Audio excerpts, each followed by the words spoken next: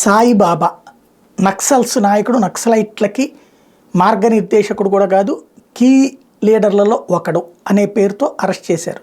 మోడీ సర్కార్ వచ్చాక అరెస్ట్ అయ్యారు. యూఏపీఏ యాక్ట్ కింద అయ్యేటప్పటికి బెయిల్ కూడా లేదు. 7 సంవత్సరాల నుంచి జైల్లోనే ఉన్నారు. చివరికి మంచినీళ్లు తీసుకోవడానికి కూడా ఇబ్బంది పడుతున్నారు అనేటువంటిది, అంటే చక్రాల కుర్చీలోనే ఉన్నటువంటి మనిషి 7 సంవత్సరాల నుంచి. బట్ సాక్ష్యాలు చూపించడంలో విఫలమయ్యింది ప్రభుత్వం. తాజాగా హైకోర్టు ఆయన్ని రిలీజ్ చేసింది. వైఫల్యం ఎవరిది? ఆయన అంగవికలుడు కాబట్టి చేయలేదంటే అమాయకత్వం. వృద్ధులు, అంగవికలుడు ఇట్లాంటి వాళ్ళు బోల్డంతమంది ఉన్నారు నక్సలైట్ మూమెంట్లో.